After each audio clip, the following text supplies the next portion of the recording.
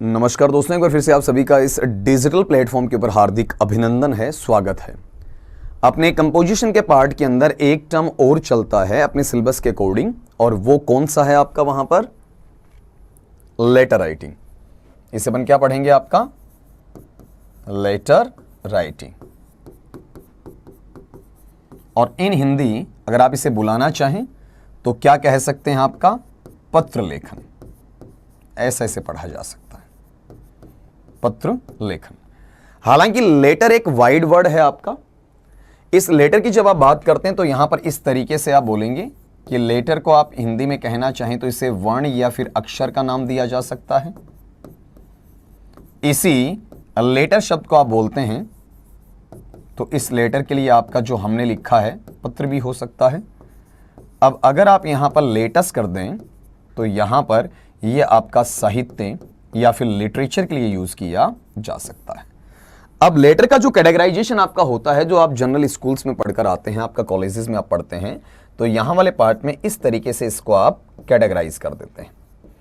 जैसे एक आपका फॉर्मल लेटर होता है और दूसरा आपका इनफॉर्मल लेटर होता है।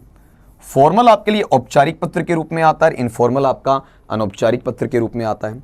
फॉर्मल का फिर आप क्या करते हैं? सब डिविजनल डिस्क्रिप्शन देते हैं कि इसके अंदर आपका ऑफिशियल लेटर हो सकता है।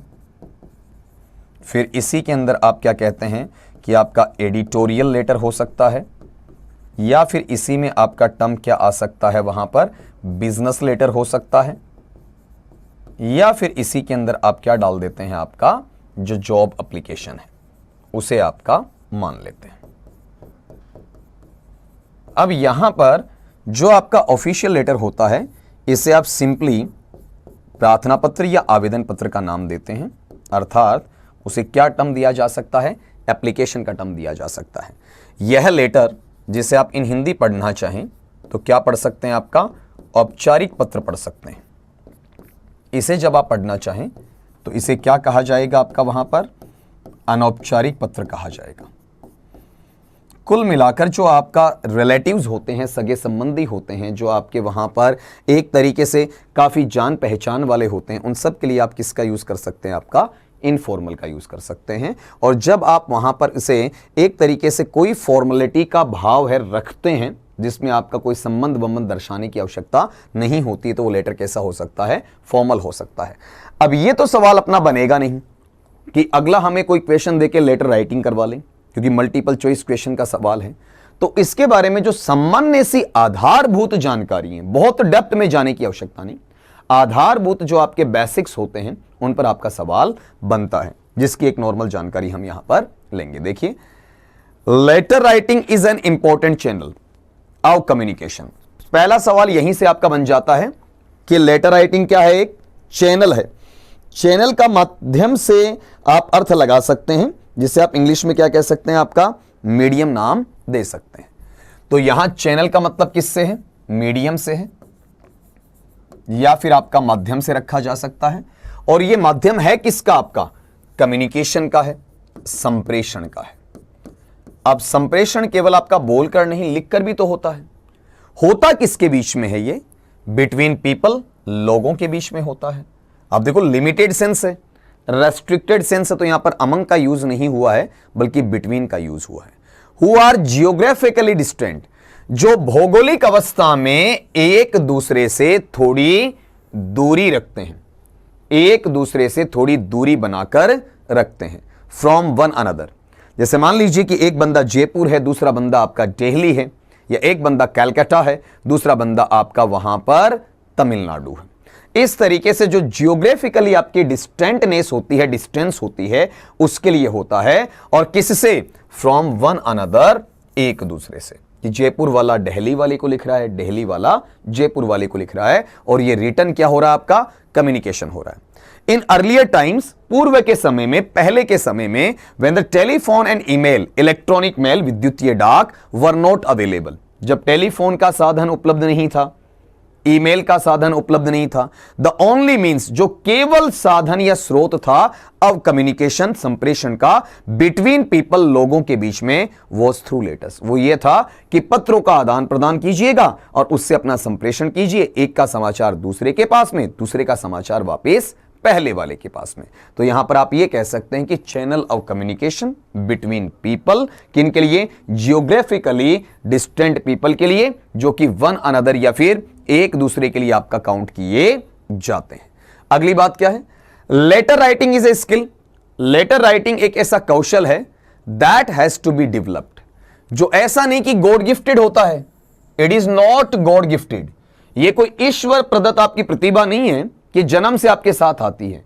ये कंपोजिशन स्किल है, एक रचना कौशल है, और उस रचना कौशल को आपको अभिव्यक्त करने के लिए बार बार प्रैक्टिस करनी पड़ती है, बार बार इसे सुधार की गुंजाइश होती है। इन जनरल सामान्य स्तर पर अपन देखते हैं तो there are two types of letters. वहां पर पत्र के आपके दो प्रकार देखे जा सकते हैं, दो रूप वहां पर फाइंड आउट किए जा सकते हैं, जिसमें पहला क्या है आपका? फॉर्मल है, औपचारिक है। That are written to convey, जिन्हें लिखा जाता है प्रेषित करने के लिए। क्या? जिसमें आपका ऑफिशियल लेटर हो सकता है या फिर आपका बिजनेस लेटर हो सकता है, कार्यालय पत्र हो सकता है, व्यापारिक पत्र हो सकता है, और यहां पर आप यह भी जोड़ सकते हैं, इसमें आपका एडिटोरियल लेटर भी आ सकता है, संपादकीय हो सकता है, और इसमें आप यह भी जोड़ सकते हैं आपका जॉब एप्लीकेशन, आपकी नौकरी के लिए प्रार्थना पत्र या आवेदन पत्र भी इसमें शामिल किया जा सकता है।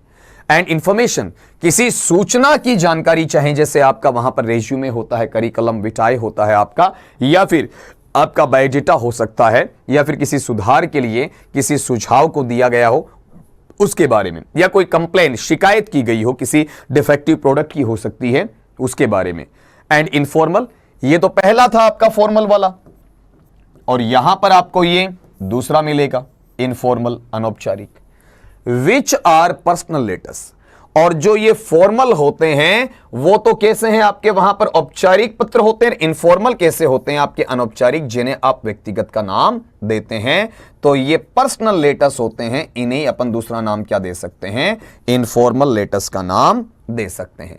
तो यहां पर ये जो इनफॉर्मल लिखा हुआ है उसे हम क्या लिख सकते हैं? आपका पर्सनल लेटर भी लिख सकते हैं। इस तरीके से इसकी डीलिंग हो सकती है। टू कम्युनिकेट, ताकि हम संप्रेषण कर सकें विथ फ्रेंड्स एंड फैमिली।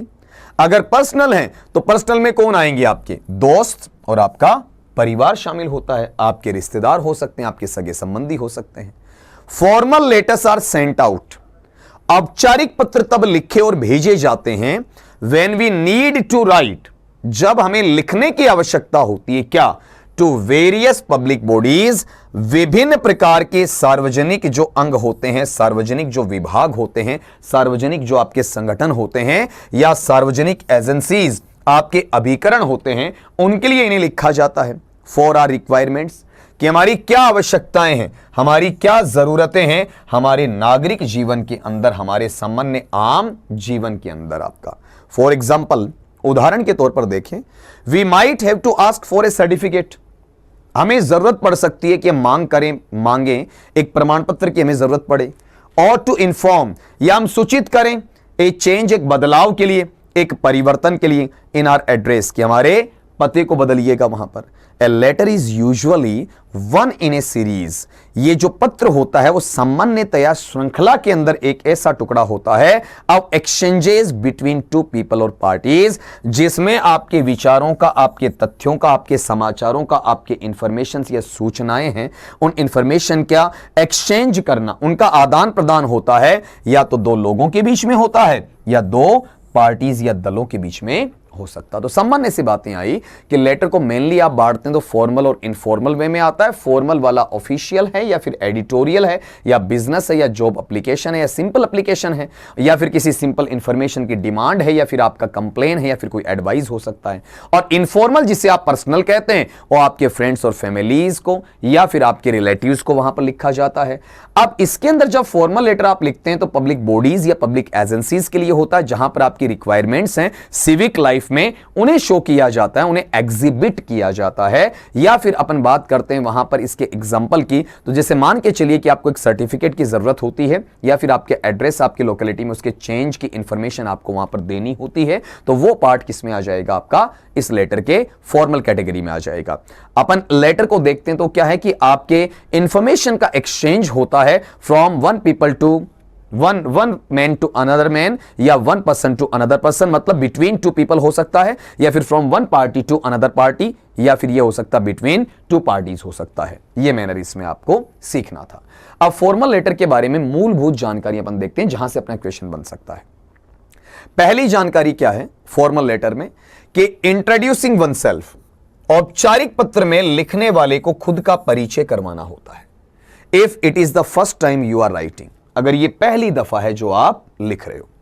फिर अगला, referring to an earlier letter if you are responding to it, और अगर आप किसी के पत्र व्यवहार में उसके पत्र का जवाब दे रहे हो, उसके लेटर का आंसर दे रहे हो, रिप्लाई दे रहे हो, तो आपको अपने पहले वाले लेटर है उसको रेफर करना जरूरी हो जाता है। अगर आप उसका रिस्पॉन्ड कर रहे हो, आप उसका क्या करते हो, वहां पर रिप्लाई दे रहे होते हो। दो बातें आ गई, आपको अपने आप को इंट्रोड्यूस करना होता है, और साथ में अगर आप किसी के पत्र का जवाब दे रहे हैं तो आपको पहले वाले लेटर को रेफर करना होता है। फिर अगली बात, stating the purpose of the letter, आपको यह शो करना होता है कि आपको लेटर लिखना पड़ रहा है तो इसके पीछे आपका उद्देश्य क्या है, उसको आपको डिस्क्राइब करना है, उसे मेंशन करना है, उसे शो करना है। तीसरा, स्टेटिंग एक्शन और information required from the addressee, यहां पर वो सारा काम, सारा कार्य, सारी घटनाएं बताओगे, सारी सूचनाएं बताओगे जिनको आपको दर्शाना होता है किसकी तरफ से, आपका एड्रेसी, जो कि आपका कौन है, एड्रेसी कौन है। ये जो ई लग गया है ना आपका लास्ट वाले में, दो ई वाला पार्ट, इसको समझिए जरा। अगर मैं आपके समक्ष ऐसा लिखता हूं कि आपका एक वर्ड है एग्जामिनर, एग्जामिनर कौन है, आपका परीक्षक, जो आपके आंसर शीट्स को चेक करता है। और अगर मैंने यहां पर ऐसा लिखा आपका एग्जामिनी, ये कौन है, जो परीक्षार्थी है, जो आंसर शीट में आंसर्स लिखता है। दोनों में फर्क हो गया, एक में ई आर है, एक में ई, आपकी भाषा में डबल ई, जबकि यह कहना उचित नहीं होता है। अगर आप टर्म ये लेते हैं कि इंटरव्यूअर, अब तो मीनिंग आराम से निकाल लेंगे, जो आपके साक्षात्कार लेने वाले होते हैं,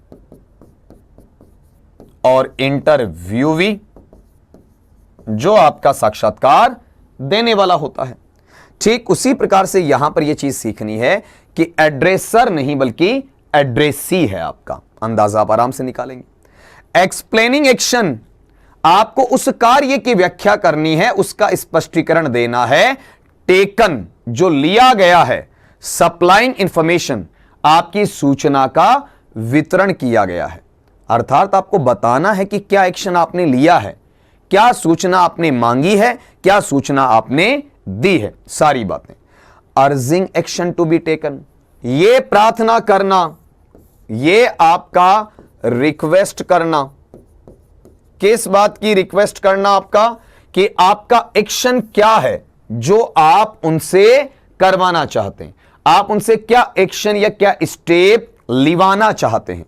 ऑफरिंग असिस्टेंस इन फ्यूचर, भविष्य के अंदर आप उन्हें प्रपोज कर सकते हो, प्रस्ताव कर सकते हो, आपकी असिस्टेंस के लिए, आपकी हेल्प या मदद के लिए, आपकी सहायता के लिए। अब यहां पर ये जो फैक्टर आए, इन सब को वन बाय वन देखिए। आपका पहली बात यहां पर क्या है कि आप अपने आप को इंट्रोड्यूस करेंगे, और इसी के अंदर अगर आपने पहले वाले लेटर का जवाब दिया है तो आपने इससे अर्लियर लेटर है उसका रेफरेंस डाला या फिर नहीं डाला।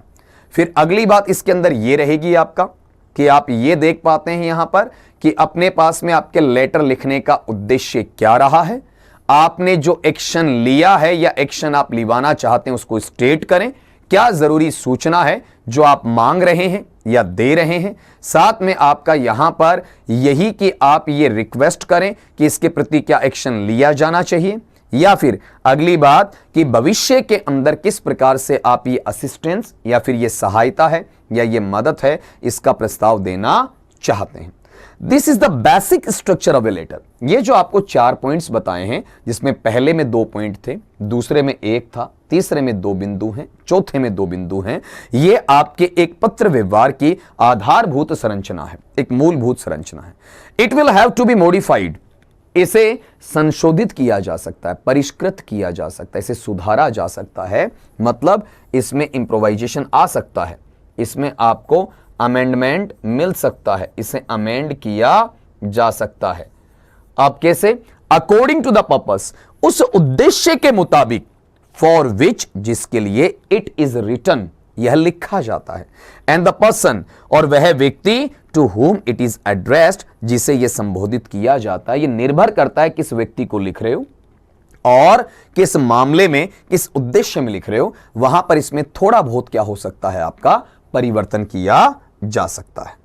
अगली बात यहां पर, When you write a letter, you should keep in mind the following points. जब कभी आप पत्र लिखते हैं तो ये बिंदु आपके ध्यान में होने ही होने चाहिए कि आपके लिखने का उद्देश्य क्या है, किस व्यक्ति को आप संबोधित करने जा रहे हैं, कौन सी आपकी लेखन शैली, आपका लहजा, आपके शब्दों की अभिव्यक्ति जो आपको अपनानी चाहिए, या फिर आपका मैसेज है, आपका संदेश है, वो पूरा है या नहीं है, आपको कौन से एक्शन, कौन से कदम को उठवाने की जरूरत है, आप इस घटना पर क्या एक्शन लेवाना चाहते हैं, और साथ में आपकी जो अभिव्यक्ति है वो बिल्कुल संक्षिप्त है क्या, शॉर्ट में है क्या, आपका ब्रीफ में है क्या, इन बातों को आपको निश्चित कर लेना चाहिए। तो यहां पर ये चीजें आपको देखनी है कि जब आप एक लेटर को लिखते हो तो ये 6 पॉइंट्स आपके दिमाग में होने चाहिए। कौन कौन से 6 पॉइंट्स आपके? पहला पर्पस है,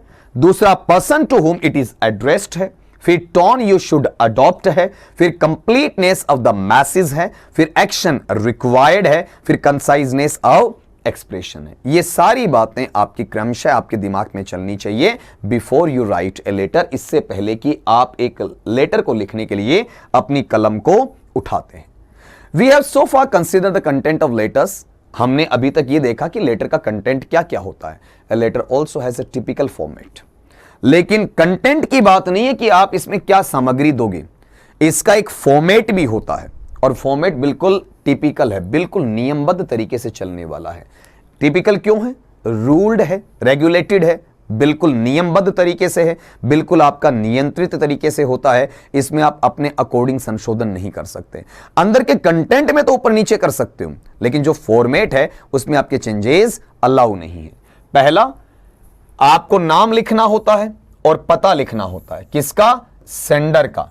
जो प्रेषक है, भेजने वाला है, उसका नाम और पता आपको वहां पर लिखना होता है कि प्रेषक कौन है और प्रेषक का पता क्या है, प्रेषक रहने वाला कहां का है।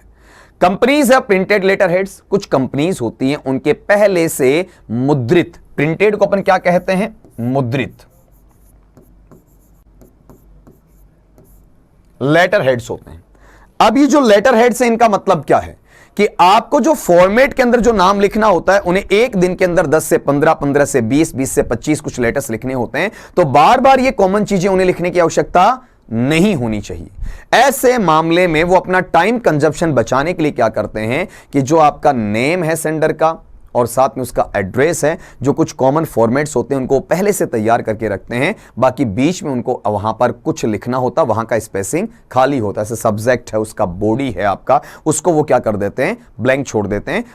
बाकी आपका वहां पर लेटर हेड के ऊपर नाम वगैरह लिख के रखते हैं ताकि उन्हें हाथ से वहां पर लिखना ना पड़े या दोबारा उन्हें टाइप आपका ना करना पड़े। With the name of the company. अब यहां पर सेंडर कौन है? कंपनी है, तो कंपनी का नाम आ जाएगा, प्रिंटेड आउट नेम जो उन पर छिपा हुआ रहता है। ए लेटर हेड में also carry the name and designation of persons.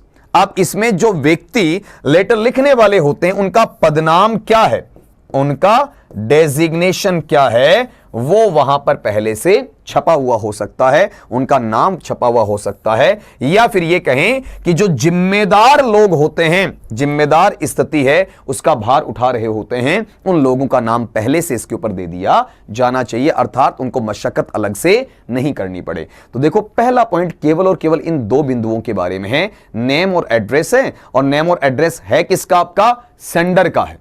बस। अब ये कंपनी भी हो सकती है, कोई व्यक्ति विशेष भी हो सकता है, जरूरी नहीं कि हर बार कोई ऑर्गेनाइजेशन हो, कोई बोर्ड हो, कोई कंपनी हो, कोई अकेला इंडिविजुअल हो सकता है, उसका नाम भी वहां पर लिया जा सकता है। अगली बात, name and address of addressee.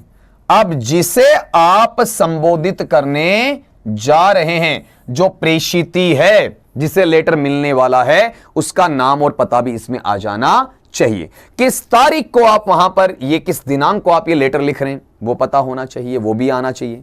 आपका मोड ऑफ एड्रेस, आपके संबोधन का तरीका या रूप क्या है, सैल्यूटेशन या आपका संबोधन क्या है, वो आपका डियर है, वो आपका सर है, मैडम है, या अगले के नाम से आप उसे वहां पर संबोधित कर रहे हैं, वो पार्ट इसके अंदर आएगा कि किस रूप में आप एड्रेस कर रहे हैं। यहां पर एड्रेस का मतलब पता नहीं है, बल्कि एड्रेस का मतलब किससे है, संबोधन से है। और यहां एड्रेस के मायने क्या है, पते से है। यह आपका नाउन के रूप में काम में लिया गया है और यह आपका यहां पर वर्ब के रूप में काम में लिया गया है। ये दोनों में क्या रहेगा, डिफरेंस रहेगा। Salutation is the mode of addressing a person. ये जो सैल्यूटेशन है वो आपके व्यक्ति विशेष को संबोधित करने का एक रूप माना जाता है। We may have the following forms, इसके निम्नांकित तौर पर क्या हो सकते हैं फॉर्म्स। फॉर्म्स पढ़ने से पहले ये देखो हमने क्या क्या देखा। सेंडर का नेम और एड्रेस आना चाहिए, बात एक। फिर अगली बात है नेम और एड्रेस किसका, एड्रेसी का, पॉइंट 2। फिर तारीख, पॉइंट 3। और फिर आपका सैल्यूटेशन या संबोधन है, पॉइंट 4। ठीक, अब यहां पर जो आपका सैल्यूटेशन है उसके अंदर भी कई वे आपके लिए जा सकते हैं, उनको समझिएगा। देखो सैल्यूटेशन किस तरीके से आ रहा है आपका, कुछ एग्जांपल आपके लिए डाले हुए हैं। आप अगले को ऐसा लिख सकते हो, डियर सर या डियर मैडम। अब अक्सर यह कहा जाता है कि सर और मैडम के साथ में डियर शब्द यूज नहीं होना चाहिए, सरासर गलत बात है। ऐसा कोई नियम नहीं बनता कि सर के पहले आप डियर नहीं लगा सकते या फिर आपका मैडम के पहले आप डियर नहीं लगा सकते। कब लगाते हैं, when we are writing to a total stranger. जब हमारे लिए जिसे हम पत्र लिख रहे हैं वो संपूर्ण तौर पर एक अजनबी व्यक्ति होता है जिसे हम नहीं जानते हैं, whom we do not know at all, जिसे हम बिल्कुल भी नहीं जानते। बस सीधी सी बात है कि सामने वाला व्यक्ति टोटल क्या होना चाहिए, स्ट्रेंजर होना चाहिए। फिर अगला है डियर मिस्टर है, डियर मिस है, डियर डॉक्टर है, डियर प्रोफेसर है, डियर मिसेस भी हो सकता है, और साथ में उनका सरनेम आ जाए, जो उनका जातिगत या फिर गोत्र का नाम आ जाए आपका। एज इन जैसे अपन ये लिख रहे हैं डियर डॉक्टर सिन्हा, एक एग्जांपल दिया आपको, डियर डॉक्टर सिन्हा ऐसा लिखा हुआ आपका, ये लीजिएगा। अब इस टर्मिनोलॉजी के अंदर आप चेक करें क्या कहना चाहा। When it is a formal relationship, जब यह आपका संबंध बिल्कुल औपचारिक होता है, अनौपचारिक नहीं होता है, औपचारिक होता है, विद द एड्रेसी जिसे संबोधित किया जा रहा है, and the writer does not know him और हर पर्सनली, कि उसने नाम तो सुन रखा है उसका लेकिन व्यक्तिगत तौर पर वह उसे जानता नहीं। यहां तो टोटल स्ट्रेंजर है, बिल्कुल भी जानकारी नहीं है, या नाम वाम सुन रखा है लेकिन व्यक्तिगत तौर पर अगला उसे नहीं जानता है। तो यहां पर अपने पास में डियर के साथ में मिस्टर है, मिस है, या फिर मिसेस है, या डॉक्टर है, या प्रोफेसर, और साथ में उसका सरनेम। जैसे ये सिन्हा, ये क्या है, यहां पर आपका सरनेम है।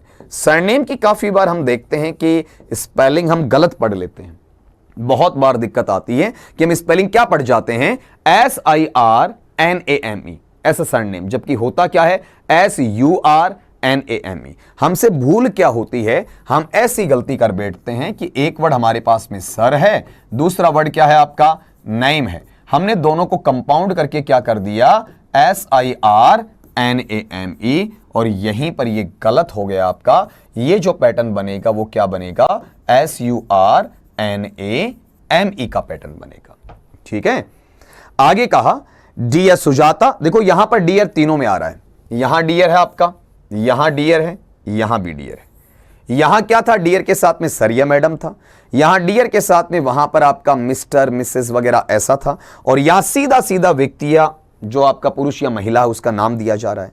यह कब लगता है, when the writer knows the addressee, जब लिखने वाले को, पत्र लिखने वाले को सामने वाले व्यक्ति का अच्छे तरीके से जान पहचान का पता होता है, पर्सनली बिल्कुल व्यक्तिगत तौर पर, एंड द टू, और ये दोनों लिखने वाला और प्राप्त करने वाला share a semi formal relationship, पूर्णतया औपचारिक नहीं है, अर्ध औपचारिक संबंध निभाते हैं, पूर्णतया अनौपचारिक भी नहीं है, इनफॉर्मल भी नहीं है, बिटवीन फॉर्मल एंड इनफॉर्मल।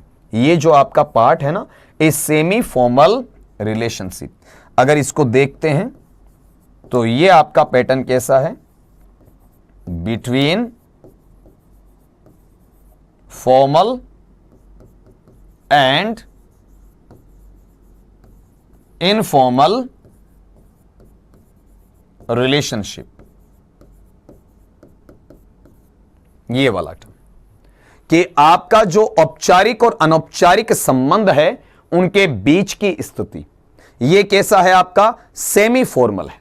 हां, सेमी इनफॉर्मल नहीं कहिएगा, सेमी फॉर्मल कहा जाएगा। तो यहां पर 3 आपके पैटर्न आपको मिले, जिसमें डियर सर या डियर मैडम है, डियर मिस्टर या डियर मिस है, या डियर मिसेज है, या डियर डॉक्टर है, या डियर प्रोफेसर है, प्लस सरनेम है, या डियर के साथ में सीधा सीधा कैंडिडेट का नाम आ जाए। अगली बात यहां पर जो 5th पॉइंट है, आपको रेफरेंस देना होता है, संदर्भ बताना होता है टू प्रीवियस कॉरेस्पॉन्डेंस, के पूर्ववर्ती पहले आपने कोई पत्राचार किया है क्या। कॉरेस्पॉन्डेंस का मतलब क्या है आपका, पत्राचार है। इफ एनी, अगर कोई भी आपका रहा है। मोस्ट ऑफिशियल लेटर्स, अधिकांश जो कार्यालय पत्र हैं, कैरी ए सब्जेक्ट, वो एक विषय को आगे बढ़ाते हैं। सब्जेक्ट की जो लाइन है आपका, उसका एक जो आगे का चलन है उसे आगे बढ़ाते हैं। जस्ट अबाउट द सैल्यूटेशन, ठीक आपके संबोधन के ऊपर। ये जो सैल्यूटेशन वर्ड आया है, इसका मतलब एड्रेसल से लिया जाता है आपका, किससे, संबोधन से लिया जाएगा।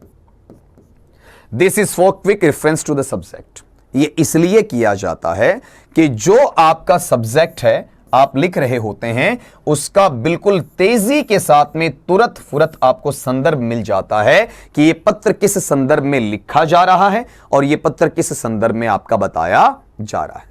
फिर छठा पार्ट है कंटेंट ऑफ द लेटर, कि लेटर का सब्जेक्ट मैटर क्या है, उसकी विषय वस्तु क्या है, उसका कंटेंट ही क्या है, उसका वहां पर सब्जेक्ट मैटर है, पूरा मसाला इसके अंदर आपको मिलेगा। The content of the letter, उस लेटर का जो कंटेंट है, begins on the next line, इसके आगे वाली पंक्ति में शुरू हो जाता है, एंड इज अरेंज्ड, और उसे व्यवस्थित किया जाता है, प्रबंधित किया जाता है इन 2 और 3 पैराग्राफ्स। हो सकता है कि उसकी मेन बॉडी में 2 पैराग्राफ्स आ जाएं या फिर 3 आ जाएं। यानी यही चीज आ गई ना, जो सब्जेक्ट मैटर वाला पार्ट है वो किस में जाएगा, आपका मैन बॉडी में जाएगा। अब मैन बॉडी है वो अगर आप लेकर चलते हैं तो ये 2 पैराग्राफ्स में हो सकता है, और आप चाहें तो ये आपके लिए वहां पर 3 पैराग्राफ्स में हो सकता है। दोनों वहां पर इक्वल ही डील किए जाते हैं। ऐसा नहीं है कि किसी एक को आप वहां पर वरीयता दे दें।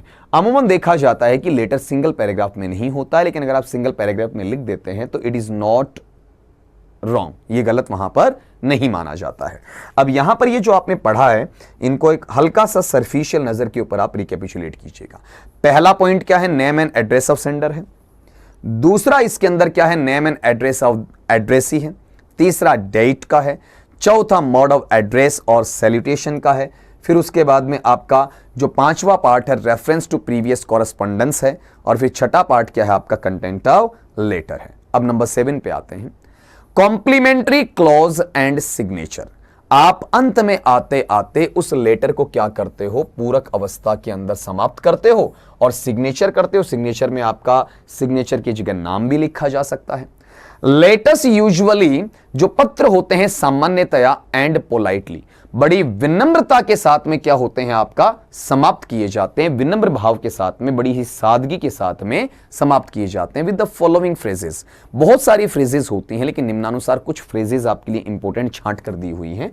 जैसे थैंक यू लिखा जा सकता है, विद रिगार्ड्स लिखा जा सकता है, विद बेस्ट विशेस लिखा जा सकता है, hope to see you soon लिखा जा सकता है, hope to receive an early reply लिखा जा सकता है। मतलब धन्यवाद दिया या फिर बड़े सम्मान के साथ में कहा, शुभकामनाओं के साथ में कहा, इस आशा के साथ में कि जल्दी से आपकी तरफ से जवाब मिलेगा, या आप खुद मुझसे मिलेंगे या मैं आपसे मिलूंगा, या फिर ये कि आपसे जल्दी प्रत्युत्तर प्राप्त करने की आशा रहेगी। ये सारे के सारे क्या हैं, वहां पर आपके यूजुअल फ्रेजेस हैं जिन्हें काम में लिया जाता है। और यही नहीं, यहां लिख रखा है एटसेट्रा, मतलब इससे ज्यादा हो सकते हैं, इसके अलावा भी आपके रिप्लाईज हो सकते हैं। The complimentary clause is followed.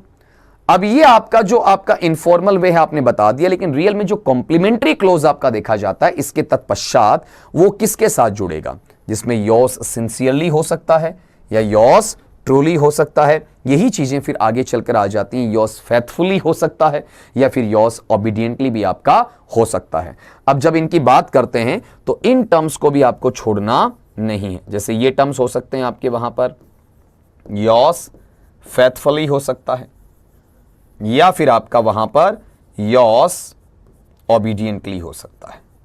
ये टर्म भी इसमें आपके रखे जा सकते हैं। अब यहां एक चीज देखनी है कि ये जो आपका योर्स है इसमें कई बार हमसे गड़बड़ी हो जाती है। ये सवाल भी आपका आरपीएससी के द्वारा पूछा जा चुका है पहले कि अपने पास में ये योर्स है, अब इसमें ऐसा लगाएं या फिर आपका ऐसा लिखें, विच इज करेक्ट। आगे फेथफुली दिया हुआ था तो उससे कोई फर्क नहीं पड़ेगा, फेथफुली दे दे, अगला ऑप्शन में सिंसियरली दे दे। तो आपको यह ध्यान रखना है कि जब आप यू के पजेसिव नेचर की बात करते हैं तो ये पजेसिव डिटर्मिनर या फिर ये कहें कि पजेसिव एडजेक्टिव है, उसमें ये योर बन जाता है।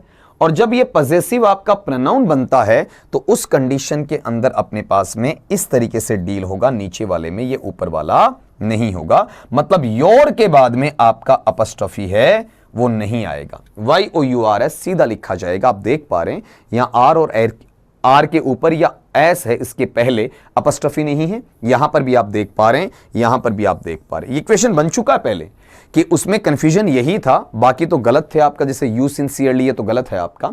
लेकिन अगर मैं कहूं कि योर्स को दो तरीके से लिखा जाए, योर अपस्ट्रफी एस है या फिर आपका योर्स में बिना अपस्ट्रफी के है, ऑप्शन ऐसे बनाए जा सकते हैं। इसके साथ फेथफुली लिख दिया, इसके साथ लिख दिया, यू के साथ लिख दिया, अकेले योर के साथ लिख दिया आपका, इस तरीके से। तो यहां पर जब आप सिंसियरली, फेथफुली या ओबीडियंटली इनका यूज करते हैं तो आपके योर्स में आर के बाद अपस्ट्रफी नहीं आएगा। अगर आप अकेले योर का यूज चाहते हैं तो आपको यह देना पड़ेगा, योर सिंसियर के साथ में आपका रिलेशन शो करना पड़ेगा, आपका डेजिग्नेशन बताना पड़ेगा, या फिर जैसे योर फेथफुल लिखकर फिर उसके साथ में बताना पड़ेगा योर फेथफुल एम्प्लॉय वगैरह, ऐसा कुछ देना पड़ेगा। साथ में एक नाउन वर्ड और आएगा। अगर आप आगे नाउन वर्ड नहीं चाहते हैं तो सीधा लिखिए योर्स, कोई जरूरत नहीं होती है। लेकिन ये ढर्रा नहीं आजमाना है, ये बिल्कुल गलत माना जाता है आपका। अब अगली बात पर अपन आए, उससे पहले एक फैक्टर आपको देखना है। कौन सा आपका, कि अपने पास में जो लेटर राइटिंग है तो उसके लिए जो टुकड़े अपन ने बनाए तो किस तरीके से ये डील होते हैं, उनको वन बाय वन देखिएगा जरा। जैसे यहां पर क्या नाम दिया गया, अपना इंट्रोडक्शन दिया गया, सेंडर का नाम आ गया। अब सेंडर है, सेंडर कहां से बिलोंग करता है, क्या डेजिग्नेशन पे है। अब रितु पटेल नाम से कोई आपका महिला है, वो मैनेजर के पद पर काबिज है, लिख दिया। मैनेजर किसकी, आपका कस्टमर सर्विसेज की है, और कहां काम करती है, विजयनगर गैस कंपनी में। ठीक है, अब ये इसका क्या हो गया, आपका सेल्फ हो गया। अब ये भेजा वहां पर जा रहा होता है, उससे पहले ये ध्यान रखिए कि ये कहां की है, उसका एड्रेस भी तो आना चाहिए। तो 121 आमीरपेट हैदराबाद, जो पिन कोड आपका है 500016, और कितनी तारीख को लिखा जा रहा है, 12 नवंबर 2005। आज आप लिख सकते हैं कि 2022 हो गया, 2000 आपका 23 हो गया, ऐसे बढ़ता चलेगा, 2000 आपका 25 हो गया, लाइक दैट, यूं चलता चलेगा। ठीक है, तो यहां पर ये पहला सेक्शन आप देख रहे हैं कि लिखने वाले का नाम आ रहा है, उसका पदनाम है तो वो भी दे दीजिए, कहां काम करता उस कंपनी या ऑर्गेनाइजेशन का नाम दे दीजिए आपका, उसका पता हो जाएगा, उसके बाद में तारीख आपकी लग जाएगी। अगली बात आप यहां पर देखते हैं कि इसी तरीके से आपके पास में एक पैटर्न आ रहा है कि मिस्टर शगुन थॉमस, अब इनको अपन इकट्ठा करेंगे, अभी टुकड़ों में चल रहे हैं क्या है। फिर ये पता आ रहा है 801 है विजय अपार्टमेंट्स है, बेगमपेट हैदराबाद के अंदर है, 500016। अब दो आपको नाम मिले हैं, इधर क्या मिला है आपका, वहां पर रितु पटेल, फिर यहां पर क्या नाम मिला है आपका, देखिएगा मिस्टर शगुन थॉमस, इस तरीके से। अब इसी चीज को आगे बढ़ाते हैं, फिर आप सब्जेक्ट पे आ जाएंगे, मतलब एक के कड़ी से कड़ी जुड़ेगी। जो आप अभी टुकड़ों में देख रहे हैं वो एक साथ पूरा आपको फॉर्मेट में नजर आएगा। यहां पर आपने बताया your application number F3234 in new gas connection, भाई आपका मैं रेफरेंस दे रहा हूं तो सब्जेक्ट के अंदर सीधा कि इसके संबंध में लिखा जा रहा है। अब आप संबोधित कर रहे हैं आपका डियर मिस्टर थॉमस, तो अब आपको थोड़ा थोड़ा आइडिया हो गया होगा। देखो आइडिया क्या है, लेटर लिखने वाला ये है, मतलब महिला जो भी है, फिर उसके बाद में कहां से लिखा जा रहा, पूरी डिटेल इसकी आ गई, उसके बाद में तारीख आ गई, उसके बाद में किसे संबोधित किया जा रहा है उसका नाम आ गया, उसका पता आ गया, और उसके बाद में सब्जेक्ट क्या है वो आपने लिखा है, फिर यहां पर सैल्यूटेशन आ गया, एड्रेसल आ गया, डियर मिस्टर थॉमस। अब ये बीच में जो लाइंस मैंने लिखी हैं ये इसके लिए क्या है, मैन बॉडी के लिए है आपका। ठीक है, यहां पर मैन बॉडी आ जाएगी, 2 या 3 पैराग्राफ्स में हो जाएगा। फिर नीचे देखिए कि आपका वहां पर कॉम्प्लीमेंट्री क्लोज करने से पहले क्या लिखा, विद रिगार्ड्स लिखा है। ठीक है, और कहां लिखा, लेफ्ट हैंड साइड लिखा है। फिर आपने योर सिंसियरली के साथ में लिखने वाले का नाम, ये ऊपर भी था, और यहां भी लिखा गया है। आप थोड़ा सा इसे इकट्ठा करते चलिएगा। देखो अब इन दोनों को इकट्ठा कर दिया मैंने, ज्यादा समझ में आएगा। अब ये ऊपर का हिस्सा हो गया, ये बाद का हिस्सा हो गया।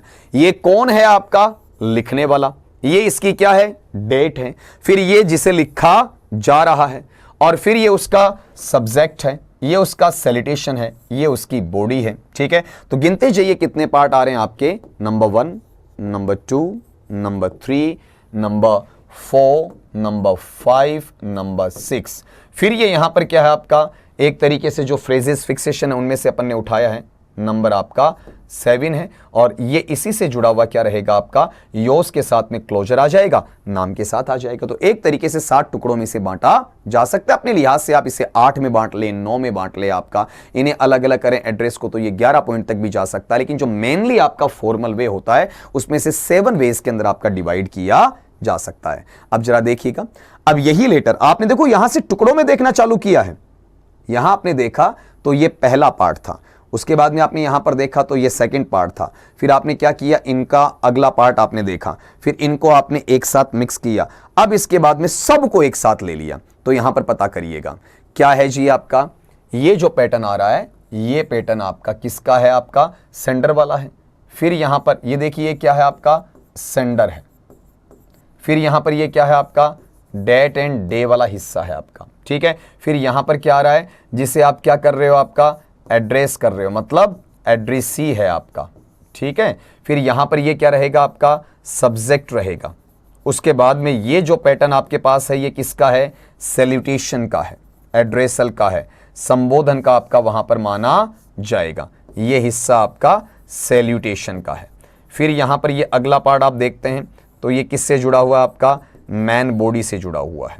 फिर अगली बात आप यहां पर करते हैं तो ये इसका क्या है, क्लोजर पार्ट है, इस तरीके से। तो ये जानकारी आपको होनी चाहिए, फिर आप किसी भी लेटर राइटिंग में परेशानी महसूस नहीं करेंगे। वही चीजें आ रही हैं, आपको अलग अलग वे में शो किया गया ताकि आप इसकी जानकारी आसानी से ले सकें। अगली बात देखिएगा, यहां पर अगर यही लेटर, ये पहले वाली अपन ने बात की वो किसके बारे में, फॉर्मल लेटर के बारे में है। अब अपन किसकी बात कर रहे हैं, इनफॉर्मल लेटर की। बड़ी सामान्य जानकारी होती है, अगर पता है तो लेटर का सवाल आपका गलत नहीं होगा, सिंगल क्वेश्चन आना है, इजीली आप सोल्व आउट कर जाएंगे। यहां पर आप सीधा सीधा जगह का नाम दे रहे हैं, तारीख दे रहे हैं और एड्रेसल दे रहे हैं, फिर यहां पर बॉडी आ रही है और उसके बाद में आप यहां पर इसका क्लोजर दे रहे हैं। ये बाय वगैरह तो ऐसे वर्ड हैं जो कि बिल्कुल इसेंशियल आपके नहीं माने जाते हैं। अब उसके बाद में यहां लिखा गया कि भाई आपका स्नेही क्या है या विद लव क्या है, ऑल द बेस्ट है, टेक केयर एटसेट्रा। इसमें कुछ भी आप वहां पर ले सकते हैं, लविंग भी इसके अंदर आ सकता है, आपका पैशनेट भी इसमें वर्ड आ सकता है। सिग्नेचर का मतलब आपका सीधा नाम इसमें डाल दिया जाएगा। तो जो इनफॉर्मल होता है वो फॉर्मल की बजाय थोड़ा सा क्या रहेगा, आपका एक तरीके से आसान रहेगा, उसमें फॉर्मेलिटीज का लेवल ही नहीं होता है, सीधा सीधा आपने इसे लिखना चालू किया है। इसमें फॉर्मल की तरह आपका रूल्स और रेगुलेशंस को ज्यादा फॉलो करना आवश्यक नहीं होता है। क्यों ना इस एग्जांपल को अपन आगे बढ़ाकर देखें। देखो किस तरीके से आपका यही जो वे वहां लिखा हुआ है कि आपने क्या किया, यहां पर अपना ये पता दे दिया, तारीख दे दी, उसके बाद में सीधा सीधा क्या किया आपने, यहां पर एड्रेसल दे दिया, फिर यहां पर ये क्या है बॉडी है, और उसके बाद में ये टर्म आपका वहां पर क्लोजर में आ जाएगा। मतलब मेनली इनफॉर्मल ज्यादा इजी होता है बजाय आपका वहां पर फॉर्मल राइटिंग के लिए। लेकिन यहां पर एक टर्म ऐसा भी तो चलता अपना, फॉर्मल लेटर के अंदर एक पैटर्न ये होता है जहां पर आपका क्या करते हैं आप कि जॉब एप्लीकेशन होता है। अब जॉब एप्लीकेशन वाला पार्ट होता है, उसके अंदर आपको देखने को मिलता है कि आप किस तरीके से इन चीजों को डील कर पाते हैं, किस तरीके से इन चीजों को आप समझ पाते हैं। ये फॉर्मल का ही टुकड़ा होता है, अलग टुकड़ा आपका कुछ भी वहां पर नहीं होता है। नौकरी के लिए या फिर किसी भी आपके रोजगार की तलाश में है तो आपने जो प्रार्थना पत्र या आवेदन पत्र लिखा हुआ है उसे ही क्या कहा जाता है, आपका जॉब एप्लीकेशन कह दिया जाता है। At some point of time, समय के किसी खास बिंदु के ऊपर, विशिष्ट बिंदु के ऊपर, one of us will have to apply for a job. हमें नौकरी के लिए आवेदन करना ही करना पड़ता, मतलब ये हमारे लिए एक मस्ट चीज है, इसलिए इसको मैंने स्पेसिफिक वे में अलग से शो किया है। अदरवाइज ये फॉर्मल लेटर के अंतर्गत ही आता है, लेकिन इसका जो स्ट्रक्चर है वो थोड़ा सा अलग हो जाता है, इसलिए इसे अलग शो करना है। लेकिन जॉब एप्लीकेशन आप किसके अंडर रखेंगे, फॉर्मल के अंडर रखेंगे। ऐसे तीसरा प्रकार नहीं बताएंगे, लेटर के दो ही टाइप होते हैं, फॉर्मल और इनफॉर्मल। ये अंडर फॉर्मल आता है, ये ध्यान रखना, ये किसके अंदर है आपका, वहां पर फॉर्मल लेटर की कैटेगरी के अंदर शामिल किया जाता है, अलग से इसे आपका माना नहीं जाना चाहिए। अगर आप अलग से मानते हैं तो ये अपनी बहुत बड़ी भूल हो सकती है। Job applications are usually written in response to advertisements. जो नौकरी के लिए प्रार्थना पत्र या आवेदन पत्र होते हैं उन्हें सामान्यतया जो विज्ञापन है, विज्ञापन की प्रतिक्रिया के रूप में लिखा जाता है या विज्ञापन की प्रतिक्रिया के तौर पर देखा जाता है। मतलब किसी न्यूज़पेपर के अंदर क्या होता है, इसका विज्ञापन निकलेगा, उसकी प्रतिक्रिया स्वरूप आप वहां पर अपना प्रार्थना पत्र है वो संबंधित जो फर्म होता है, संगठन होता है, संबंधित जो आपका उपक्रम होता है वहां पर आपको प्रस्तुत करना होता है। जैसे अपन let us take this sample advertisement from a daily newspaper the Hindu dated 15 November 2005। एक एग्जांपल लिया है अपन ने, वहां से इसे उठाकर देखते हैं कि किस तरीके से ये आपका लिखा जा सकता है।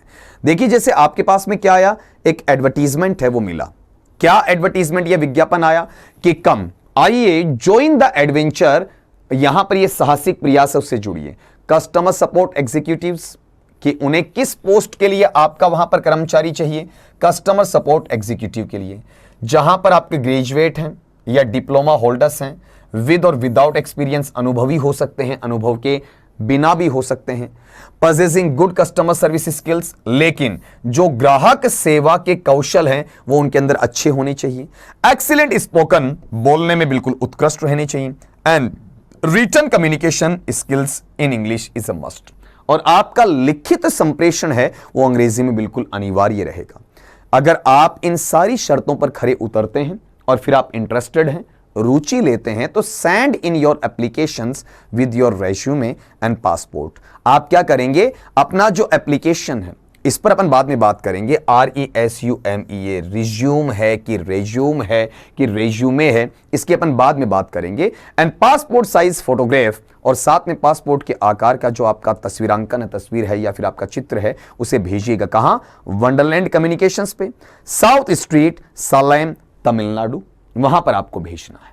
तो क्या कहा गया कि आपके पास में ये पोस्ट है जो कि एडवर्टीजमेंट के तौर पर आपको एक न्यूज़पेपर या समाचार पत्र में दी गई है। अगर आप इसे रिस्पॉन्ड करते हैं, इसे पसंद करते हैं और ये अहर्ताधारी हैं, इन आपकी स्किल्स में, इन आपकी क्वालिफिकेशंस में आप योग्यता रखते हैं, तो इस पते के ऊपर अपनी ये जानकारी भिजवाइएगा। फिर आपका इंटरव्यू हो सकता है, आपका कोई रिटन टेस्ट भी लिया जा सकता है या डायरेक्ट रिक्रूट भी आपको वहां पर किया जा सकता है। अब देखिए, अब ये जो पैटर्न है, ये जो यहां पर लिखा है, तो देखिए गौर करके इस तरीके से आपको समझाने के लिए किया है।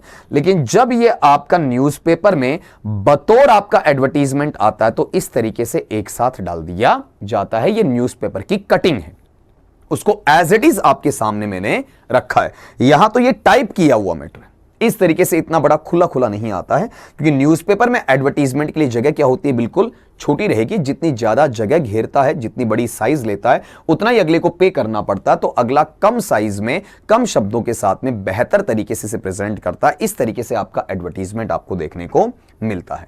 जब यही आपका लेटर लिखा जाता है तो उस लेटर में आप क्या करते हैं, आपको एक चीज जोड़नी होती है। देखिए ऊपर, बाकी फॉर्मेलिटीज तो कर देंगे आपका कि एड्रेस क्या है, सेंडर कौन है आपका, किसको भेजा जा रहा है, किस तारीख के अंदर भेजा जा रहा है, वो सारा तो आप लिखेंगे। लेकिन इसके साथ में एक चीज आपको यहां जोड़नी पड़ेगी। ऊपर ही ऊपर पढ़िए आपका, देखिए क्या लिखा हुआ है। अगर वो आपको अक्षर छोटे हैं और दिखाई नहीं पड़ते हैं तो इस तरीके से यहां देख लीजिएगा क्या लिखा हुआ है, CURRICULUM, स्पेस देखिए क्या लिखा है, VITAE लिखा हुआ है। तो अब ये क्या पार्ट बनेगा, पहले वाले का उच्चारण अपन क्या करते हैं, क्यूरिकुलम कर देते हैं या फिर आपका करिकुलम कर देते हैं, दोनों ही गलत होते हैं। हल्का सा इसमें आपको चेंज देखना है, और वो क्या है, मैं यहां लिखता हूं इसका फनेटिक।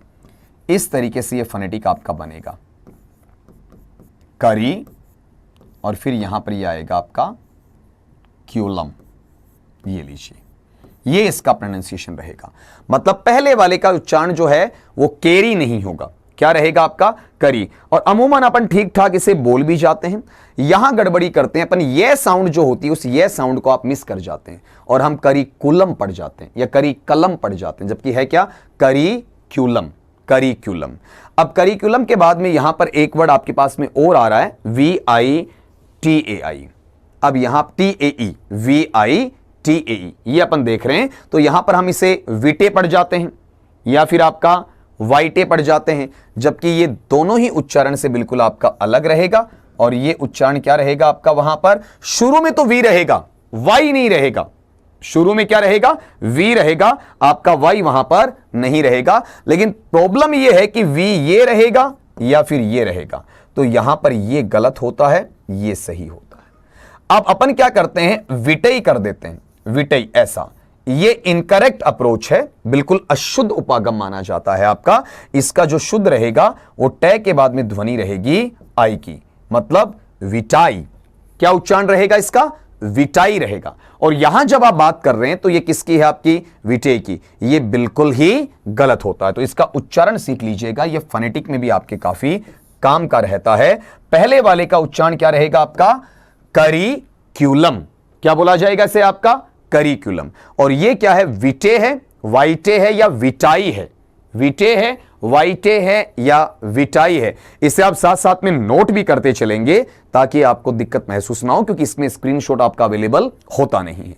अब देख लीजिएगा कि ये क्या जानकारी होती है। अगर आप जॉब एप्लीकेशन लिख रहे होते हैं तो आपको अपनी पूरी डिटेल देनी होती है, पर्सनल भी देनी होती है, आपकी एकेडमिक देनी होती है, प्रोफेशनल भी आपको देनी होती है। जैसे आपका नाम क्या है, पता क्या है, आपका टेलीफोन नंबर क्या है, इलेक्ट्रॉनिक मेल जो आपका आईडी है वो क्या है, डेट ऑफ बर्थ क्या है, आपके जो अकादमिक योग्यताएं हैं कि आपने कौन सी एग्जामिनेशन, जैसे आपकी एग्जामिनेशन का पार्ट क्या है, आपका डिप्लोमा किस में लिया, डिग्री आपने किस में लिया, कौन से बोर्ड से लिया, कौन से विश्वविद्यालय से लिया, किन किन विषयों के साथ में आपने इसे उत्तीर्ण किया है, किन किन वर्षों में उत्तीर्ण किया है, कौन सी श्रेणी के साथ में, आप चाहें तो यहां पर परसेंटेज भी आपके मेंशन किए जा सकते हैं। एक आपके एमएस एक्सेल फॉर्मेट के अंदर आपका एक्सपीरियंस, अनुभव रहा है, ठीक है, तो कहां से रहा, अगर रहा है तो प्रेजेंट एम्प्लॉयमेंट है, वहां से आप वहां पर बता सकते हैं आपके स्किल्स, कौशल क्या हैं, आप कौन कौन सी भाषाएं जानते हैं, आपकी रुचि क्या है, आपकी उपलब्धियां क्या हैं, आप किन व्यक्तियों का रेफरेंस देंगे जिन्होंने हमारा यहां पर यह रिकमेंड आपको किया है कि आप यहां इस ऑर्गेनाइजेशन में,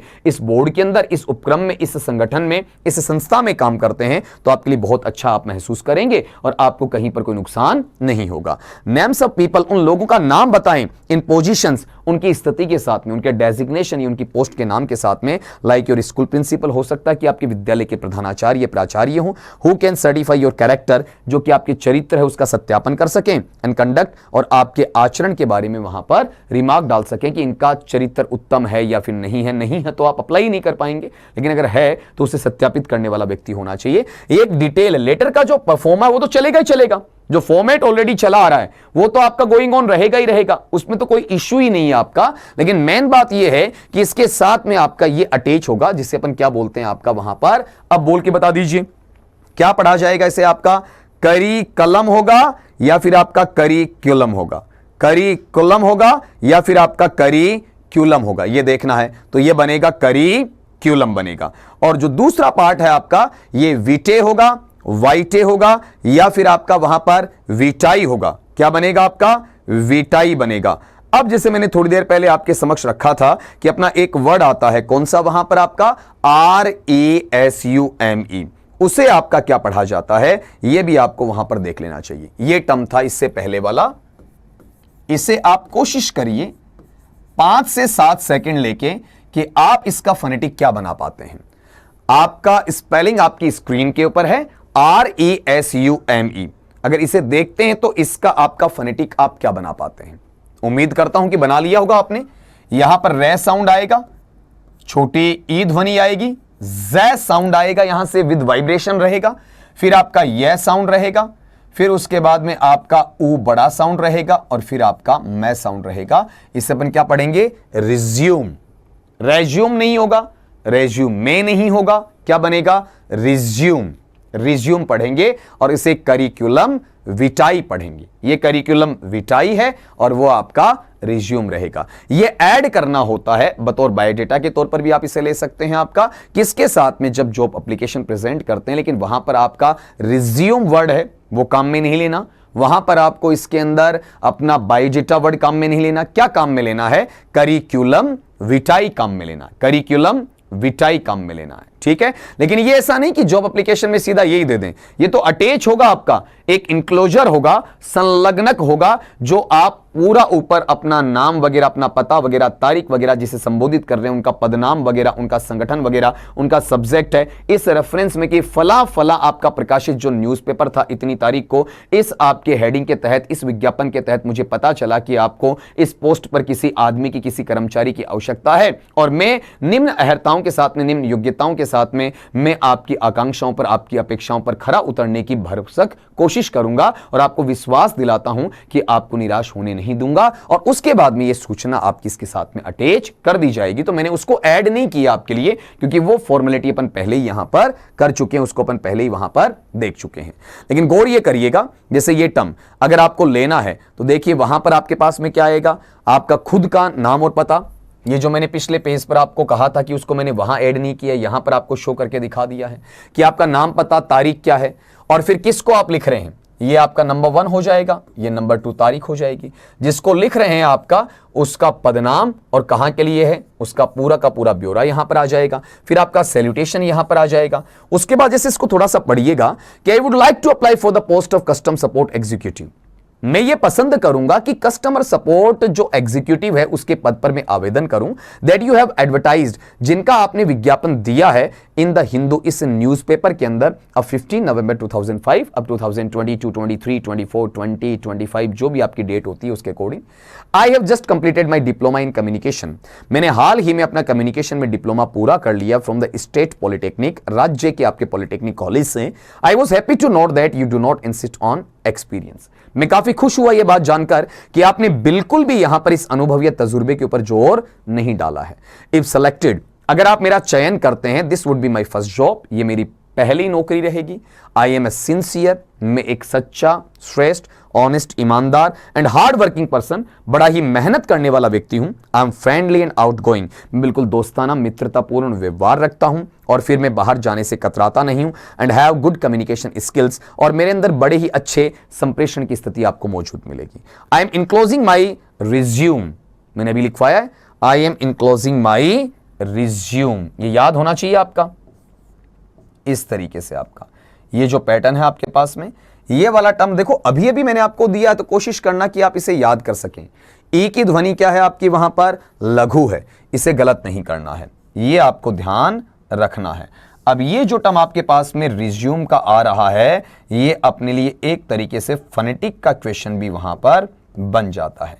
and look forward to meeting you in person, और मैं इस प्रतीक्षा में हूं कि बहुत जल्दी आपको व्यक्तिगत तौर पर मिलूंगा। रिगार्ड्स देकर आपने क्या किया, यहां पर जो एक फॉर्मेलिटी के साथ में क्लोजर आपको देना होता वो बताया। फिर योर्स ट्रूली, देखो इसमें अपस्ट्रफी एस आपका नहीं आ रहा है, केवल आर के बाद में सीधा एस आ रहा है। इसके साथ में आप वहां पर सिग्नेचर या अपना नाम इसके अंदर डाल सकते हैं।